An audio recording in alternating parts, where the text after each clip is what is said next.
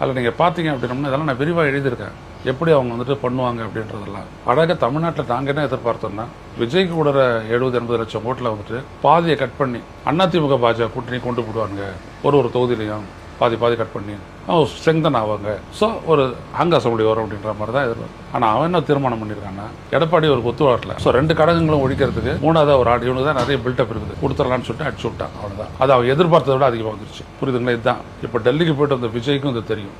உங்க முன்னாடி நான் உடைக்கிறேன், இந்த விஷயம் விஜய்க்கும் தெரிஞ்சு விட்டது, விஜய்க்கும் சொல்லப்பட்டு விட்டது தெரியும். ஆனால் அவருக்கு பேச மாட்டாரு. அவர் இன்னமும் தன்னுடைய செல்வாக்கில் ஜெயிச்சிட்டாங்கன்னு அவர் நினைச்சிட்டு இருக்காரு. இதான் இங்க இருக்கிற பிரச்சனையே. எப்படி திமுக வந்துட்டு நம்ம தோத்துட்டோம்னு அதை நினைச்சிட்டு பண்ணுதோ, நம்மள தோக்கடிச்சிட்டாங்க அப்படின்னு நினைச்சிட்டு துண்டை போட்டுட்டு எப்படி அதிமுக அப்படி உட்காந்துட்டு இருக்குதோ, அதே மாதிரி ஜெயிச்சிட்டோன்னு ஒரு கிரீடத்தோடு இவர் உட்காந்துட்டு இவ்வளவுதான் வித்தியாசம்.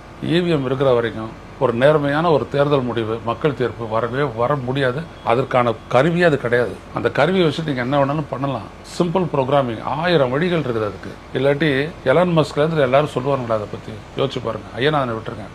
டேவிட் டில்னு ஒரு அமெரிக்கன் வந்துட்டு இதை எப்படி நீங்க பயன்படுத்துறீங்கன்னு சொல்லிட்டு தேர்தல் ஆணையத்துக்கு ஒரு கடிதமே எழுதி அவர் வந்துட்டு கேள்வி கேட்டிருக்காரு. அதுல எதற்கும் பதில் சொல்லல இவங்க. இங்க இருக்கிற எவ்வளோ நம்மளுடைய பொறியியல் வல்லுநர்கள் வந்துட்டு தேர்தல் ஆணையத்தில் போய் நிரூபிச்சிருக்கிறாங்க அதை ஹேக் பண்ண முடியுன்றதை. எதுவுமே கேட்கல. இந்த நாட்டினுடைய நீதிமன்றம் அதை அப்படியே ப்ரொடெக்ட் பண்ணுது. ஸோ அரசியல்வாதிகள் என்ன பண்றாங்க, இதுதான் இப்படிதான் நடக்கும் அப்படின்னு சொல்லிட்டு அவங்க சொல்றாங்க. டிடிவி தினகரனுக்கு இது நல்லா தெரியும். ஏன்னா அவருடைய கட்சி 2019 பாதிக்கப்பட்டது. 2000 பூத்துல வந்துட்டு அவருக்கு ஒரு ஓட்டு கூட கிடையாது. அது எங்காவது நீடுமா? யோசிச்சு பாருங்க. இப்போ வந்துட்டு பாத்தீங்கன்னா ஸ்ரீரங்கம் தொகுதியில் வந்துட்டு ஒரு பூத்துல வந்துட்டு திமுக கொடுத்தது வெறும் 5 ஓட்டு தான். நீங்க யோசிப்பீங்களா அப்படிலாம் இருந்துட்டு? ராதாகிருஷ்ணன் கூட ஃபேஸ்புக்கில் 14 பேர் உங்களுக்கு பூத் ஏஜென்ட் எல்லாம் உட்காந்துருந்தாங்க, ஆனால் 5 ஓட்டு தான் உங்களுக்கு இருக்குதுன்றத சொல்லியிருந்தாரு. உண்மை என்னன்னா